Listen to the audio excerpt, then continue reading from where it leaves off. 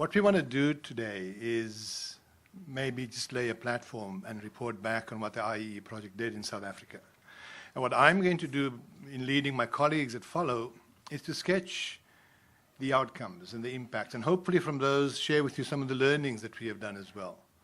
And the first half of my presentation will be quantitative. We have to do it by the numbers. We have to look at how we performed against what the outputs were. And I've tried in the second half of the presentation to include as much of the quantitative learnings, the kind of things that we have seen become commonplace in the industry, that were essential for the success in companies, and share with you some of the values that we take out of the IEE project as we move on from where we are into exciting times ahead. So without further ado, Okay, the project was born in 2010. It was after a year that, for me, as a South African, marked a complete paradigm shift. And in 2010, when Bill Meffert and Liam McLaughlin came to our country, they were the two international experts in energy management systems training. And they led their respective countries in the development of ISO 50001. The opening slide that they shared with us was a new day in energy. And in 2010, we thought it was a new day in energy. It was just the start of a complete new lifestyle for South Africans. And that started to change how we did things. So it was a program that is essentially a global program. South Africa was the first country to implement that program. We were also the only country to date that have implemented it in its entirety. There are today 17 other countries that UNIDO, along with the support of Jeff and other funders, are implementing. And it's planned in a further 10 countries. So this is a global program. It's not a South African program. The funders and stakeholders to the IEP in South Africa that necessitated the implementation at that stage, following the development of the National Energy Efficiency Strategy by the then Department of Mineral and Energy Affairs, essentially were the South African government through DTI and DOE, and we need to commend them for taking a lead in that regard. The Swiss government through SECO, the British government through UK Aid and DFID. UNIDO played a critical role in that they were the implementing agents for that. They essentially worked with the South African team to launch and implement the project in South Africa. We need to give special mention also to the CSIR. The CSIR hosted the NCPC, and the NCPC was the custodian of the project. And when we launched this in 2010, the project document contained 5 target sectors. We were aiming to work within what we considered to be energy-intensive sectors, and they were agro-processing, automotives, chemicals and liquid fuels. They were metals and engineering and mining. As time grew on and as the project evolved, we soon became aware that the need to expand our focus well beyond those 5 sectors was imperative, and we have since done that quite extensively. To share with you some basic training stats, and as I said, this is the first quantitative half. We're going to be looking at some numbers, and then we'll compare this against what we set out as the outputs at the beginning of the project. We have to date conducted more than 210 energy systems and energy systems optimization and energy management system training workshops in South Africa. And at those workshops, we have trained more than 3,000 engineers, technicians, managers, SHEC managers, sustainability managers, and the works. From that, we have recruited and developed specialized experts in energy systems optimization and energy management systems. And these were subjected to a 6 to 12-month training course where it was highly vocational. They were put into plants and trained. And we are proud today to have 190 national experts qualified by UNIDO in South Africa. I'm even more proud to say and share with you that of those 119, we've started to export our knowledge and understanding of energy management and energy systems optimization. And we now have South Africans that are being recruited by UNIDO to train abroad in the Ukraine, in the Philippines, Malaysia, and Russia, and elsewhere. Testament to the value and testament to the ability of the South Africans to rise to the challenge. We have also 46 national trainers. And when we started out this project in 2010, 100% of our trainers were either American or European. Today, 99% of our trainers are South African. And they are spread across the provinces within South Africa that enable us to continue the work. Not only continue what they've done, but to expand and amend what they've done, or make it and render it more relevant to South Africa's needs. We have almost by default been forced to look at providing ISO 50001 certified lead auditors. It was important that, aside of the regulatory framework, to provide the measurement and the standards to measure and guide the work that we were doing in industry. And we did that through developing lead auditors that were then able to go into industry and certify companies that were ready for certification. In terms of our engagement, I think it's important just to talk through these numbers to give you a sense of what was achieved in the 5 years. Large companies, that's large and very large. 153 of them were engaged, and they participated in the project either as a host plant, demo plant, or candidate plant. We conducted SME energy assessments, and it was one element that South African government insisted doing, despite UNIDO and the feelings of the other funders. We felt as a nation that SMEs cumulatively represented significant energy consumption, and that we need to include that. So we conducted assessments. We then signed up host, candidate, and demo plants, and we developed and completed 32 case studies to date. Case studies not only highlighting successes, but failures too, because we learn from those failures. We learn how to do it better the next time around. In terms of the nature of engagement with companies, we've engaged 384 companies to date. Only 40% of those were large and very large companies. And those were the ones essentially that did and signed up as a host, candidate, and demo plant. The SMEs, by far and large, were the bulk of those, and we conducted essentially assessments in those. What is interesting is from the 40% of the large companies engaged, we developed demonstration projects. And a demonstration project is simply allowing the project to come into the company, work with them, assess, identify opportunities, and assist the implementation and showcase that implementation in a case study. And that we developed 32 case studies to date, which is roughly 80% of that. There's another 29 that's under development. And those numbers, the 20 and the 8%, compares favorably with the Save Energy Now campaign in the States between 2006 and 2010, where the uptake of assessments were roughly in the magnitude of 15 to 20% as well. In the audits we conducted, it really wasn't a surprise. What we uncovered in conducting the SME energy assessment audits was that motors and drives, operational challenges or operational changes and improvements, or optimizing the processes within the plant, refrigeration and compressors really comprise some of the easiest opportunities for savings. They were clearly some of the first things that you do within a company that was embarking on this program to start showing some real benefits without spending a lot of money. And when we look at the savings that we've achieved from the implementation, 67% of the savings that the project achieved was through the implementation of an energy management system. And today that still clearly is the single biggest driver of energy savings in our work. The actual savings to date, and we are proud to share with you, this is an update on what you may find in your brochures, because this annual review was updated, and you need to understand that preparation for this conference started a long while ago, and the numbers they have were before we made an update. But savings to date was achieved as a result of implementation of energy systems optimization and energy management systems amount to 1.3 terawatt hours. That's equivalent to the energy needed to drive 180,000 middle-income South African homes for 12 months. At a rand value of 1.1 billion. And other than one project that had a 5-year payback, all the other projects were less than 2 years. The payback was less than 2 years. In some cases, significantly less than 2 years. So in summarizing how we did against some of the targets that we have set at the beginning of the project, and we need to look at areas we did not achieve as well. One was developing an energy management plan benchmarking assessment. Unfortunately, because of delays in engaging a government department with that didn't happen. And that would be something we'd look at continuing beyond the project. Formulation of the second review of the National Energy Efficiency Strategy that occurred and was successfully completed in June 2012. And then we looked at an industrial sector consultation workshop on energy management planning. It is only starting now. It has started really after the end of the project. So that was not achieved. Adequate numbers of institutions and personnel accredited for verification and compliance, as I said earlier, 29. lead auditors have been certified through our training.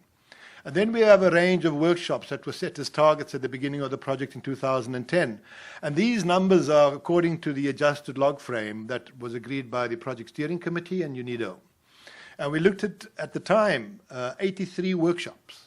We have since then conducted in excess of 210 workshops. We were also looking at training about 2,000 people. We've trained in excess of 3,000. We looked at establishing 3 technical resource or training resource centers. We have one in Pretoria. We are developing one in Durban to date, and the one in Cape Town is still under consideration. 205 audits was the target. We did 231. 17 companies, we had to implement energy management systems in those. We did 49. And we were looking to implement energy systems optimization projects in 8 companies, we did 58. Case studies, the target was 25. We achieved 32 with a further 29 on the way. And the savings that we targeted in the project document was 500 gigawatt hours. And you've seen what we've done. And this is direct. These are not, they exclude all the indirect savings that naturally occur when you engage companies and industries. So enough of that said. We then wanted to determine what were the drivers, what gave rise to the impetus within industry to undertake implementation. And in doing this, I looked at a few of the options, a few of the elements, so the independent variables that could likely be the cause or could likely have contributed to the savings and the take-up by industry. So we looked at the number of training workshops, and we developed a regression analysis for all of these, and we checked the R-squared values. We looked at the p-value and the significance F to see whether they were relevant. We looked at a host of others, and what clearly became evident to us was that the size of the electricity tariff increase was one of the better correlations we could find to the savings that we've secured through implementation. And you can say, but that's natural. When tariffs are increased, it will they will have the resultant knee-jerk reaction to get industry to implement. It's nevertheless a driver, and it's nevertheless to us a lesson and an indicator of what we can apply as we move beyond phase 1 of the project.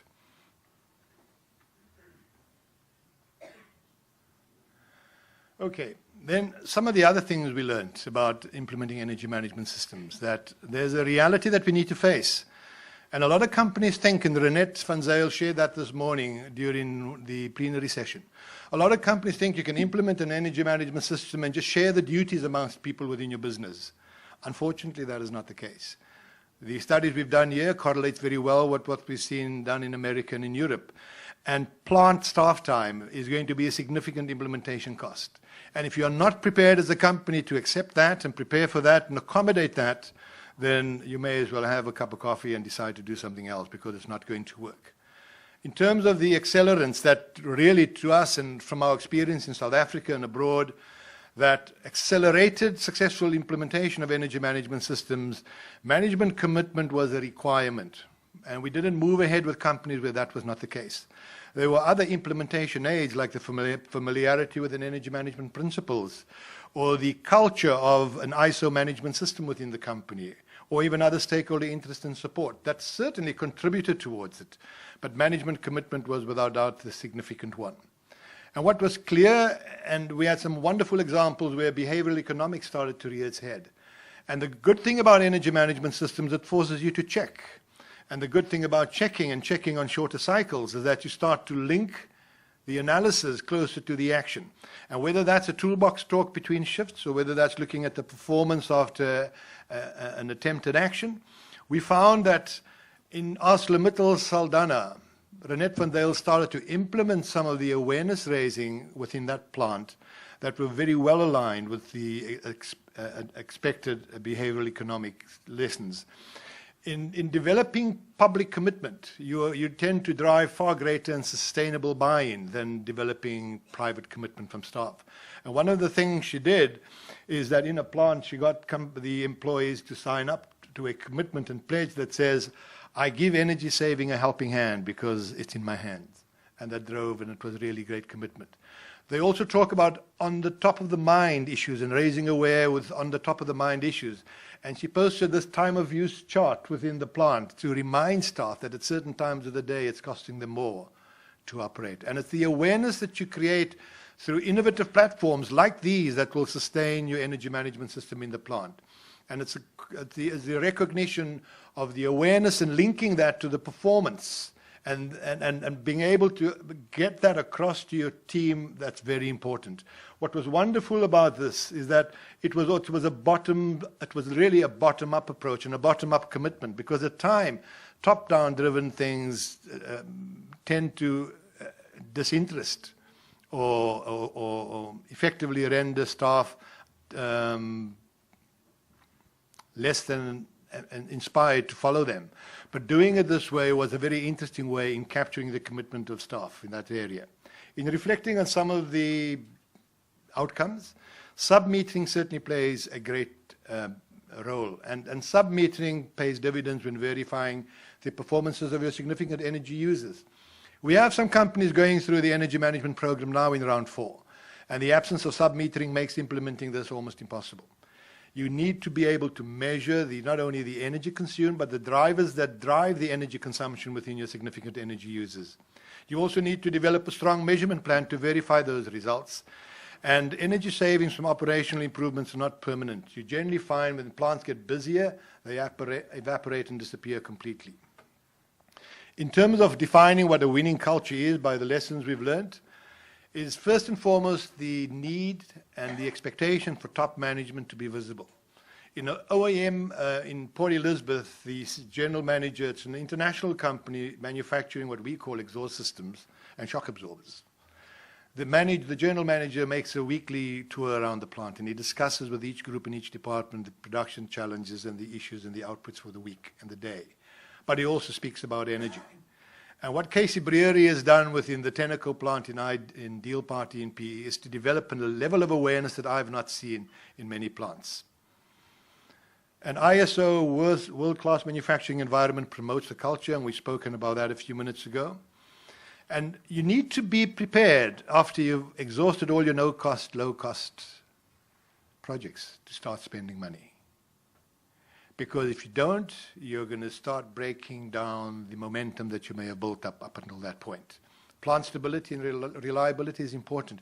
We cannot, and you cannot implement an energy management system where there are labor issues in the plant, or there are huge maintenance issues with regular breakdowns. So you need to stabilize your plant to ensure that you can implement your energy management system successfully. Allocation of resources, and that is what was mentioned again in the plenary this morning. Sustainability failure, and we've seen that. We've had some spectacular failures within the IEE project. In cases where energy was a very slow proportion of total cost in the company, management is really not interested. Limited resource allocation, low level of operator awareness and disinterest, where it becomes really something that's only championed by top management. Competing and disruptive reporting priorities, where people still want to know and senior management still only want to look at output in terms of production, or where savings are not sustained. They start losing interest and walk away from it. As has been quoted, energy efficiency initiatives that are not monitored and maintained typically have a 6-month half-life of their benefits. In other words, they lose half the economic benefits every 6 months if they're left untouched or unattended.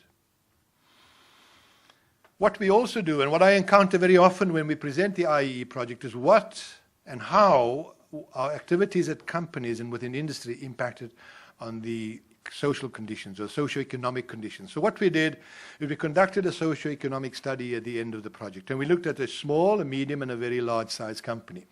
And we looked at Solomon's Coating, a plant in Cape Town that was really on the verge of closing down. And the savings may be small, but in the context of that company, that was significant. What was more important, they were able to grow the number of direct jobs created by 4. And that's significant in the size of that company. Socket was a small business in Cape Town. We conducted an energy assessment, and they couldn't grow because they'd reached their notified maximum or their maximum demand. So they declined orders to continue making some hosiery and socks for the sports manufacturers. When they implemented some of the recommendations in one of our assessment reports, and did a fuel switch and undertook some other optimization elements, they were able to purchase additional knitting machines and employ more people, and as a result, we've seen 20 additional permanent staff. We had a similar scenario at Willard Batteries and ArcelorMittal, And essentially what we've seen there through the work and directly as a result of the project, we were able to create additional 90 direct jobs and retain the 1,654 in place to grow the jobs and sustain employment. Mapping disposable income is also quite critical. And what we looked here, again, at the same companies, we looked at what is the earnings potential, the disposable income for each of those companies within the area. And the area we speak about is the immediate suburb or residential areas they draw their labor from, and maybe even beyond that. And what we then looked at is what percentage of that was spent within the community in driving economic activity within the community. And we found that in ArcelorMittal, the disposable income was 206 million, 72% of that, and the contribution of that towards the local economy was 25 million rand. When we take that example further and we look at Willard Batteries in the Eastern Cape, they had disposable income of their staff of 64 million rand, and of that 64 million rand, which represented 48%, I can't see that. 5 million of that went straight into the local economy. And then in two much smaller companies in Cape Town, Solomon Coatings and Socket Manufacturing, we found that there were amounts of 42,000 and 50,000 rand. So IEE or energy efficiency initiatives in industry does impact on the quality of life of its workers and the community in which that company operates. We need to acknowledge a few people in closing, and I think it's important that we do that as we end phase one. First and foremost are the funders, which is the Department of Trade and Industry, and particularly to Gerard Fourie and Zakele Madlalosi. The DOE, SECO, and the UK Aid for making this project possible through their funding and through the interest and the visibility that they've sustained. The implementing agent, UNIDO, and particularly at the outset initially TIEP, and then James New, Claudia Iacovelli, and Marco Mateni. The project hosts, the CSR, for hosting the NCPC and allowing the project to evolve and develop under its custodianship. And then particularly Johan Leroux and Bongani Mamela. And then we look at the project custodian, the NCPC, and you've heard our director, Ndibuyo Rapulu, speak this morning. And it's his leadership and his support for the project that has enabled us to achieve what we have. We have a skills development department under Wynand van der Merwe and Sybil Rolls and Phyllis Manamela that have coordinated tirelessly to drive that KPI that formed the foundation of what we did within the IEE project. We have a marketing and comms team, Julie Wells, Fatima Boltman, and Constant Bogontle, and they have, in their efforts, made and driven the awareness level within industry and industrial sectors to create the interest within the IEE project. And then we have a special team. We have an IEE projects team, and I start with Faith, because Faith was really one of the first project managers we had within the team. Faith Mukwaja started out in 2010, 2 months before I started, and she's remained with us, and she's become a mainstay and a pillar and a lead within the IEE project in South Africa. Sashay Ramdari, young, energetic, joined the Gauteng team. He's based with Faith in the Pretoria office. Then we have Militia Pillay, Wanathari Maja, and Bianca Latchman in the Durban office, and ably and well supported by Kevin Sliers. And they have broken ground in that province pretty recently, and the work that they're starting to do in KZN, in this province rather, is commendable, and the level of activity and the level of interest is clearly an indication of great things to come. Down in the Western Cape, we have Brent Goliath, Adrian Rudolph, and Ajay Trickham. And they anchor the south of our country in terms of the work they're doing there. Largely agro-processing work, but performing incredibly good linkages, business linkages, and linkages with the provincial government in that area. Pumla Mackay sits in the Pretoria office, and she was instrumental in the early work with Gershwin McCure. And Gershwin McCure needs special mention. Gershwin launched the project in 2010, and I think we need to also, in Gershwin, in that same note, mention Hemant Grover, the following speaker. Hemant was part of this team in the early days, and through the efforts, and I think the bar that Hemant set within the Gauteng office, we were able to rise to that and match that and achieve the kind of legacy that him and Gershwin had laid down. So in terms of where we go from here, we had 2015, the end of the IEE phase one. We're looking at an IEE Phase 2 to be launched further this year. And IEE Phase 2 became a reality only because of the successes of Phase 1. There's the National Energy Act of 2008. And in my mind, the language I hear from DOE is that by August we will see that act promulgated. That will require companies consuming more than 180 terajoules of energy per annum, which is equivalent to about 50 gigawatt hours, to report the energy consumption annually to the DOE, signed off by the accounting officer. And if they consume more than 400 terajoules, which is equivalent to about 111 gigawatt hours, is to then present to the Department of Energy annually a 5-year energy management plan signed off by the accounting officer. That's going to change. As much as 2008 was a game changer, that's going to change the way we look at energy in South Africa. Then we have the carbon tax, and we've heard some of that discussion earlier. And then the whole family of energy management standard guidelines and the application of those guidelines in South Africa. And then, of course, the challenges of our reliable or otherwise power supply in South Africa. So I will say to you what Bill Mefford said to us in 2010 when we launched the first energy management workshop in Cape Town in South Africa. He said, this is a new day in energy. And I believe going forward, we are going to see changes in this space that will remind you of this. It is a new day in energy, and I think we need to change the way we think. We need to change the way we respond and prepare for what's coming. Thank you very much.